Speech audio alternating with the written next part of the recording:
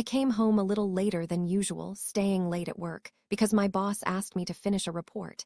And when I opened the door to my apartment, the first thing I saw was my things strewn right on the landing. Jeans, shirts, even underwear and shoes were all crumpled up in a heap, and on top of them was my old bag, the one I usually used for storing documents. I didn't even immediately understand what was happening. I thought it was some kind of mistake or a prank, but when I went inside, I saw her standing by the window, her face twisted with anger, screaming that I was a worthless husband, that I had achieved nothing in life, that I made her feel miserable, and that her friends laughed at her because they had normal husbands with cars, money, and attention, while she only had me. I tried to explain that I was working as hard as I could, that we were living modestly but steadily, but she wasn't interested in any of my words. She interrupted me, raised her voice, and hurled accusations at me, saying I was a burden, that there was no future with someone like me, that I was preventing her from living the life she wanted. I looked at her and didn't recognize her. There was so much hatred in her eyes, as if standing before her wasn't the husband she'd lived with for years, but a stranger she'd tolerated out of pity and now decided to get rid of. I was trying to gather my things from the stairwell, putting them back in my bag. The neighbors were already starting to peek out of their doors, some whispering, some smirking, and I felt utterly ashamed. She stood in the doorway, loudly repeating that I was worthless and that she wanted everyone to hear that she had a husband like that so I could finally understand how pathetic I was. I didn't make a scene, just grabbed my things and went to a friend's place, where I spent the night. The next day, we finally had a calmer conversation. She said she'd gone too far, that she was angry, that she was tired, and asked me to come back. I came back because I believed the marriage could be saved, because I hoped it was just a crisis, and that with time she would understand that I was doing everything for our family. But after that incident, I began to notice that she was staying late at work more often. New things appeared, new perfumes that I didn't buy, and she now always kept her phone with her, even in the bathroom. I tried to push away the thought that she had found someone else, but one evening, as I was returning home, I saw a car pull up in front of the entrance and she got out. A man I didn't know was driving. He leaned over, said something to her with a smile, and she laughed and closed the door. I stood to the side and watched her enter the entrance, and my heart sank. I realized that my suspicions were becoming reality. For several days in a row, I began to notice the same car. She didn't always come, but often in the evening when her workday was over, and it was always the same man who drove her home. She'd come into the apartment, pretend everything was fine, tell me some trivial details about work, but her eyes were completely different, as if I were nothing to her. I began to be plagued by suspicions, tried to get her to talk, but she responded irritably that I was making things up, that I just wanted to accuse her of every mortal sin. And yet, I couldn't forget that image, a strange man, his car, and her smile. I caught myself thinking that anger was brewing inside me, but also fear. What if I finally lost her completely? What if she really decided she no longer needed me? And then I began to think about how to find out the truth, because living in this uncertainty was becoming unbearable. Every time she was late from work got on my nerves. Every message she quickly deleted aroused my suspicion. I felt like the moment was approaching when my life could completely collapse, and I didn't know if I was ready for it. At first, I tried to ignore my suspicions, but with each passing day they grew stronger. Neighbors began whispering behind my back, sometimes hurling caustic remarks to my face. In the elevator, an elderly woman I used to greet now only nodded, but her eyes were so full of compassion and reproach that I immediately knew she knew something she hadn't yet revealed to me. Friends I visited sometimes in the evenings would gently ask, "Are you sure everything is okay at home?" and always laugh inaudibly, as if trying to hide something funny or shameful, but I sensed they were talking about my wife. I noticed that people stopped inviting me to social gatherings and began declining to talk to me behind closed doors, as if I had become some kind of disgrace that couldn't be spoken about out loud. And one evening, returning from work, I overheard a conversation outside my building that completely unsettled me. Two men, neighbors on the landing, were quietly discussing something, and I inadvertently caught the words, "I saw her with that guy who gives her a ride, and everything is completely different from what she tells her husband." I paused on the stairs, trying to figure out if I'd misheard, but the words repeated themselves. At that moment, I realized my suspicions were confirmed, but with it came a feeling of utter betrayal. I stood on the stairs for a few minutes, listening to the conversation, but the men quickly fell silent when they noticed I was listening.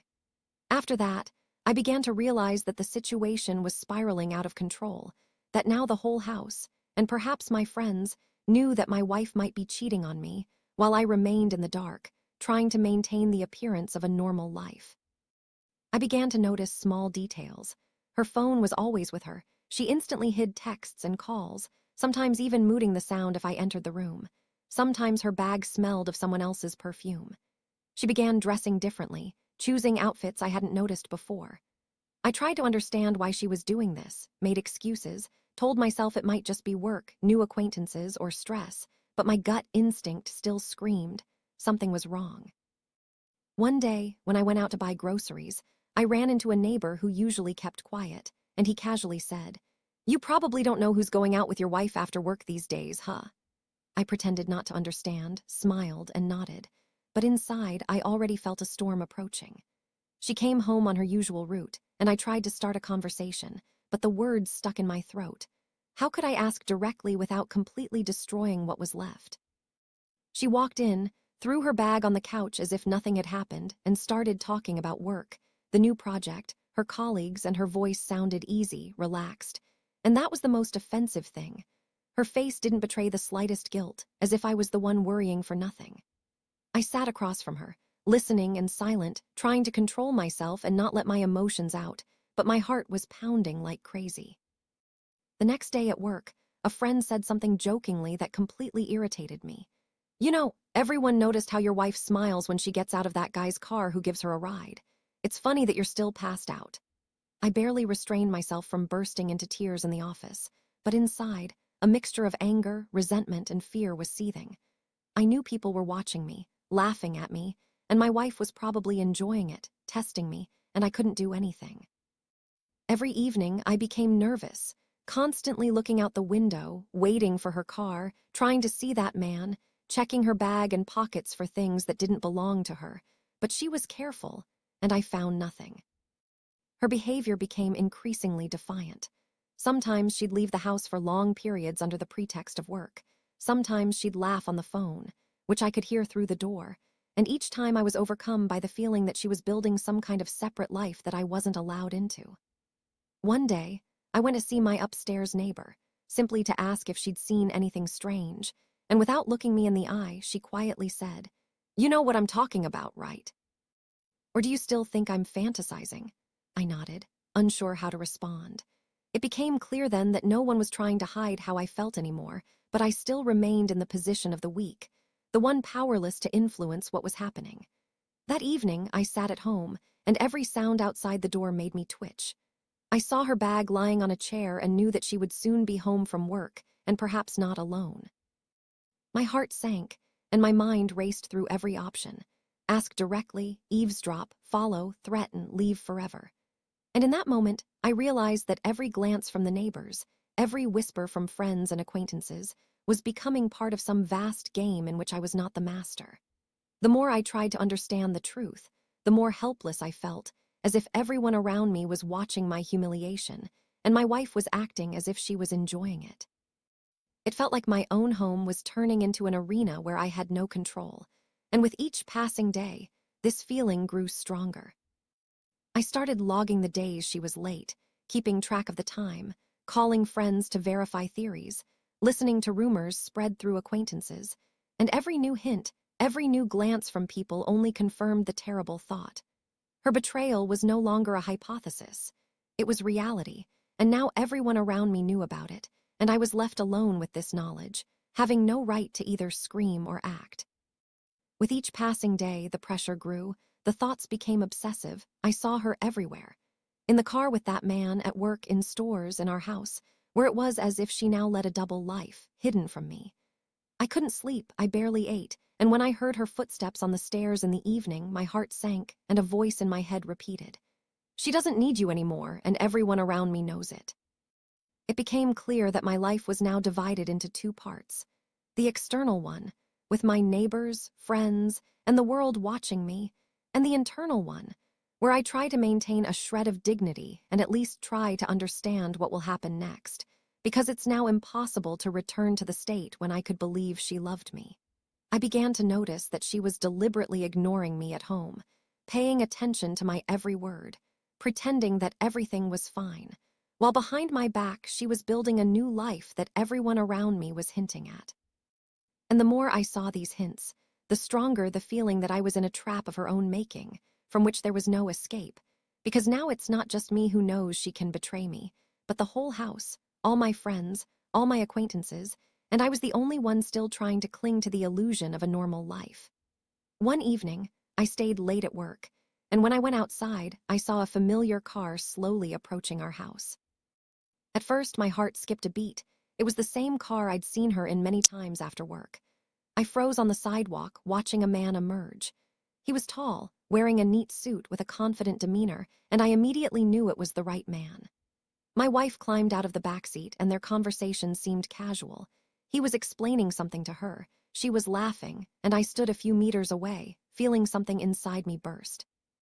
Unable to bear it any longer, I stepped out into the street to approach them, and the man noticed me first. He stopped, looked straight into their eyes, and smiled, a slight, almost mocking smile, as if knowing that the moment of truth had arrived. I walked closer, and at that moment my wife turned, saw me, and froze, her face paled, her smile instantly vanishing. The man looked at us intently, and I felt the tension rise to a breaking point, the air practically thick with steel. I asked him point blank, "Who are you and why are you driving my wife around?" The man took a step forward, not backing down, and answered evenly, calmly, without a hint of fear. "I'm her colleague, driving her home after work. Everything's clear, no problem." His voice was calm, but I saw something else in his eyes, a confidence that left no doubt he wasn't going to back down. I felt anger and panic building inside me. On the one hand, I had to find out the truth. On the other, this scene was happening in front of passers-by, and any wrong move on my part could ruin everything completely. I turned to my wife, and her gaze was strange, a mixture of fear, irritation, and guilt, but she didn't say anything. I felt she was waiting for me to make the first move, for me to admit my powerlessness. Then I decided to ask him directly, "Are you cheating on me?" She opened her mouth, but the words stuck in her throat, and the man watched silently. I watched as the entire world around me froze, all the noises of the city vanished, leaving only this moment. Passers-by began to glance at me. Some slowed their pace, whispering, and this intensified the feeling of humiliation. I took another step forward, my heart pounding in my ears, and the man said, "You're wrong, we're just colleagues. We're driving her because she's tired. It doesn't mean anything." His confidence was like a slap in the face. Not only was he not afraid, but he was making it clear I looked ridiculous. At that moment, I noticed my wife turn away, and a tear flickered in her eye, but she quickly brushed it away and straightened up. I felt a mixture of anger and confusion. On the one hand, my suspicions were confirmed. On the other, there was no proof of betrayal. I decided on a desperate step. "If you're looking at her like you own her, then none of this was an accident." The man didn't answer, only smiled at the corner of his mouth and said, "Again, you're talking about things you haven't seen. Maybe you should stop jumping to conclusions based on assumptions." I felt a burning sensation inside me. I wanted to scream, hit, do something, but I held back. My wife finally intervened quietly but firmly. "Enough, please, no more drama." Her voice was calm, but there was a distance in it that I couldn't overcome. I fell silent, and the man got back into the car, started the engine, and drove away slowly, leaving me on the sidewalk, feeling both helpless and broken. That evening at home, we barely exchanged glances. She put her keys on the table, and the silence became unbearable. I tried to collect my thoughts to think of something to say, but the words stuck. I realized I could no longer ignore the obvious. The situation had reached a breaking point, and now any attempt to preserve my former life would only deepen the pain. The next day, I noticed the car had appeared in front of the house again, and I felt I couldn't stand by and watch. I had to act. I decided I would either confront her directly or lose myself completely. Every time I thought about that evening, my heart pounded faster, and I realized I couldn't live in the illusion that everything was fine anymore. I began to notice little things I'd previously ignored. Her eyes when she checked her phone, her bag, which she now always kept with her constant shopping trips, which she'd never bothered with before. All of this now formed a picture I couldn't ignore. I felt like her every move was now under a microscope, and every glance from neighbors and acquaintances added to the tension, and in one moment it became clear. I was no longer the husband who loved and trusted his wife. I had become an observer, standing on the edge and watching his life slowly crumble. A feeling arose inside me that I had to make a choice, either confront her completely and demand the truth, or step back and let things unfold. But neither option gave me peace, because the fear of losing her forever and simultaneously realizing she'd betrayed me became unbearable. I understood that any action would have consequences, but remaining in this silence and uncertainty was impossible. The following week, I saw the car in the driveway again, and when she got out, I walked up to her and said, "We need to talk." And that was the beginning of something that would change everything. When I said, "We need to talk," she froze, as if she hadn't expected me to gather my courage, and a mixture of fear and irritation flickered across her face. At that moment, he stepped out of the car, the man who drove her after work. He approached calmly, confidently, as if he were in complete control of the situation. I felt a tightening inside me, the blood pounding in my temples and my hands starting to shake, but I tried to keep myself under control. He looked me straight in the eye and said calmly and emotionlessly, "I see you wanted to talk. Let's sort this out calmly." His calm was irritating because it was the complete opposite of my storm of emotions. I took a step forward, my voice breaking. "What do you want from her? Why do you drive her every day?" He took a step back, raised his hands as if showing no threat, and said, "I work with her, nothing personal. You're jumping to conclusions too quickly." I felt anger building inside me. All this time I'd tried to believe that I could hold back, that I could have a calm conversation, but now it was impossible to stay around this man. "You work with her. Then why so often?" I shouted, and passers-by started turning around. I saw their curiosity, whispers, and smiles, and this only intensified the feeling of humiliation. The man nodded calmly and said, "After work, I drive her so she doesn't walk alone. That's all." I noticed my wife pull away slightly, as if trying to distance herself from the two of us, and something flashed in her eyes that I couldn't immediately read: guilt, fear, or just weariness from it all. I felt my composure fray and took a step closer. "If everything is clear, then why are you acting like this? Why does everyone already know everything and I have to guess?" The man looked at me calmly, then smiled slightly. "You seem to see something that isn't there. I'm just doing my job." His calm confidence, his manner of speaking, acted like a provocation. I felt like I was about to lose control. At that moment, my wife finally spoke up. "Please stop, it's not like you think." Her voice was quiet but firm, and I realized she was trying to control the situation, but a distance I had never seen before flickered in her eyes. I felt caught between two fires. On one side was my wife, with whom I had lived for years; on the other, the man who had now become a part of her life and who was acting as if I were superfluous. I tried to remain calm, trying to ask directly, "Are you really telling the truth?" The man calmly replied, "Yes, I am. Everything is honest." I felt my inner anger and despair intertwining, and I could no longer think logically. Suddenly, I took a step closer, almost looming over him, and said tensely, "If I find out this is a lie, the consequences will be serious." The man didn't flinch, only looked me in the eyes and said quietly but confidently, "If this is true, the consequences will also be serious. It all depends on you." I felt the tension reach its limit, my heart pounding in my temples, my hands clenched into fists, and at that moment it seemed like one false step, one sound, and everything would spiral out of control. My wife abruptly stepped forward between us and said, "Enough! Everything is calm, please. Let's go home and talk." I felt a sharp surge of conflicting emotions. On one hand, anger, resentment, a sense of betrayal. On the other, the desire to preserve at least something that still connected us. The man, seeing that his presence was beginning to provoke conflict, nodded and got back into the car. I watched him start the engine and slowly drive away, a storm raging inside me. That evening at home, we sat in silence. She tried to talk about everyday things, but I saw that her every gesture, every glance was tense.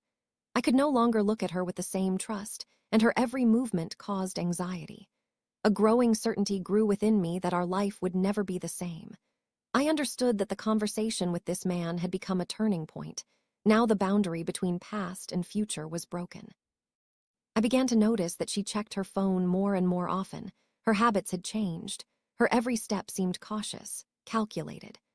I felt like our life had turned into a game, where I was now the observer and she was playing her secret moves. Every time she was late for work, every sudden absence, or every call that she quickly concealed, reinforced the feeling of being controlled by an outsider and my powerlessness. I tried to think of a strategy for what to do next. Confront her directly, follow her, gather evidence, but every thought seemed too weak in the face of this situation. The next day, returning from work, I saw the familiar car again, and my heart sank. He was there. I felt I could no longer remain indifferent. A decision had to be made now, otherwise I would forever lose control of my life. I realized that directly confronting the man and his wife was the only way to understand the truth and not remain forever a spectator in someone else's game. I stepped toward the entrance and said, "Today we will find out everything." When I stepped toward the entrance and said, "Today we will find out everything," the air around me seemed to thicken, time slowed, and I felt that this moment determined everything that would happen next. The car was parked nearby. A man got out, looking at me calmly, without a hint of fear, as if waiting for me to begin, but he already understood that everything would be extremely tense. My wife froze, her eyes darting between us, and I felt she didn't know what to say, but something in her demeanor already betrayed the truth. I took a step forward, my voice breaking with a mixture of anger and despair. "How long has this been going on? Why are you hiding everything? Why are you playing with me?" The man calmly replied, "You're jumping to conclusions. Everything that happens has an explanation." I felt the pressure building inside me, the blood pounding in my temples, and I could no longer contain my emotions. "You drive her around every day. You smile at her. You've become a part of our lives." The man took a step forward, his eyes flashing, his voice quiet but confident. "I'm not betraying anyone. I'm only helping. If you doubt it, that's your problem." I felt the anger inside me turn into a storm, and I shouted for everyone to hear. "Stop lying. I see what's going on."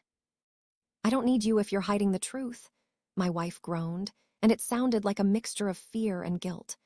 I felt the silence that had been oppressive break into screams, and now all our years of marriage were in question. The man didn't back down. He stood calmly, as if claiming he wasn't afraid of me, and this angered me even more. "You think you can just interfere in my life?" I shouted, and passers-by started looking around, whispering, creating the feeling that the whole world was watching my humiliation. She suddenly stepped forward between us and shouted, "Enough! I said I'd explain everything." Her voice trembled, but it sounded decisive. I felt the tension inside me begin to grow into a feeling of complete loss of control, and I continued to shout, "I want the truth. You explain everything to me." The man took a step back, clenched his jaw, and said, "You're not ready for the truth." The word tore me apart, and I felt everything inside me breaking, anger, pain, and despair all swirling together, ready to burst out. I took a step forward and, almost shouting, demanded, "Tell me, I have to know what's going on." At that moment, she looked down, and I saw tears welling up on her cheeks. My wife began to speak quietly, her voice trembling, but she said, I didn't want you to find out like this. He helped me when I was going through hard times. I didn't want you to worry." I felt the anger inside me give way to confusion. "Helped? What does that mean?" The man interjected. "I'm just taking her home after work, nothing more." But I saw how they exchanged glances, and I knew my words didn't sound entirely sincere. I couldn't help myself. "You're lying. I saw you together. I know there's something between you." She looked up, panic flashing in her eyes. "You don't understand. It's not like you think. Please just calm down." But my words were already bursting out, and I screamed, almost sobbing. "How could you do this to me? I lived with you, trusted you, and you hid everything. And who is he to you?"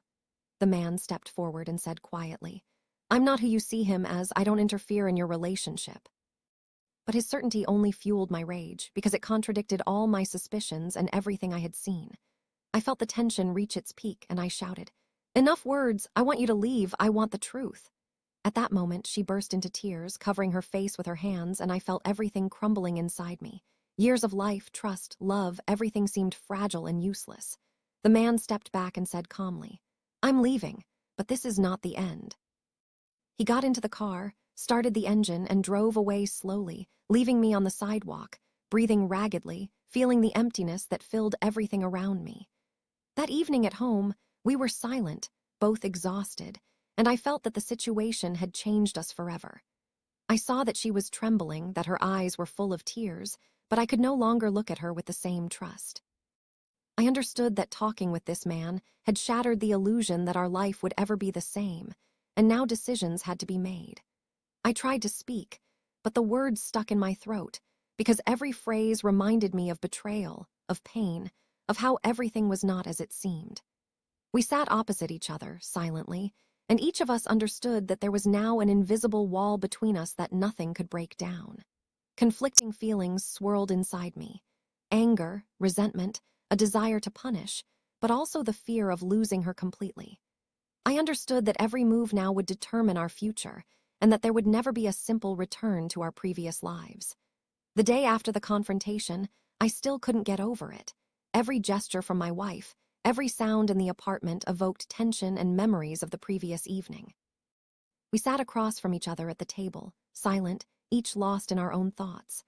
I understood that any conversation now would be decisive, that not only the past but also the future of our family was at stake.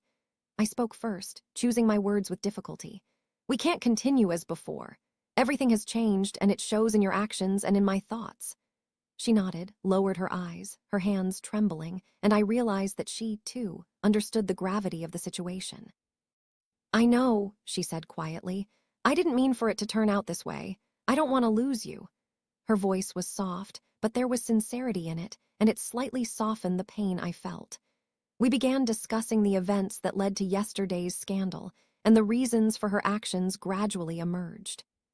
She explained that the man who had given her a ride had genuinely been helping her because of her work, and that there had been nothing personal between them, but her secret meetings with him, her secrecy, her mistrust of me because of my past mistakes had led me to perceive everything differently. I listened, and anger still burned within me, but at the same time, the understanding grew that much of it was misunderstanding. That part of the tension arose from my fear of losing her, from my lack of trust, from allowing rumors and neighbors' observations to shape my suspicions. We talked for a long time, step by step, analyzing every action, every phrase, every unspoken word, and I felt the tension gradually subside, but the previous trust was replaced by caution. We agreed to be honest with each other from now on, to discuss any suspicions and fears immediately, rather than bottle them up. I realized we had both made mistakes. She hid the truth, even if it wasn't a complete lie, and I allowed fear and jealousy to rule me and my life. The night passed in conversation. We talked about feelings, about pain, about the fear of losing each other, and gradually came to the understanding that, despite what had happened, we wanted to try to save our family. The next day, we began carefully building a new regime of trust. She was transparent about when and with whom she communicated. I tried not to control her excessively, and we both tried to see each other as partners, not enemies. It was a difficult process. Every step was accompanied by internal doubt, every detail was tested, and each time we both felt that trust was now thin and fragile. I noticed that her eyes had softened when she spoke to me, that her voice now held calm and confidence, that we could discuss any difficulties. But I also understood that complete trust was no longer possible, that the past had left deep scars that could not be erased. Several weeks passed, and we tried to live in a way that would not repeat the mistakes, so that fear and jealousy would not destroy what we had built. We agreed on rules. No secret meetings, no lies, open conversations about work and social interactions, joint planning of time. Every day was a test because old habits and fears returned, and sometimes I caught myself thinking that I could yell again, become suspicious again, lose control again. She, too, sometimes anxiously asked if I was jealous, if I felt cheated, and we worked together to discuss these issues openly. Over time, it became clear that emotional compromise was the only way to save our family. We both accepted that trust wouldn't be restored instantly, that some wounds would remain forever, but we wanted to try to live together despite our fears and doubts. We began to spend more time together, trying to find moments of joy and support, making plans together, and talking about the future. Every step was difficult, but we understood that this was the only way if we wanted to save our family. Gradually, I felt able to look at her without constant tension, although my vigilance remained. I saw how she tried to be sincere, how her actions confirmed her words, and this gave me hope. We both understood that the mistakes and misunderstandings of the past would not disappear completely, but there was an opportunity to build a relationship on a new foundation: honesty, openness, and a willingness to listen to each other. The final conclusion was harsh but honest. We cannot return to the way things were before, but we can move forward if we work together. And at that moment, sitting next to each other, I felt that despite all the pain, all the betrayals and fears, we still choose to be together, and this becomes our new reality, difficult but real.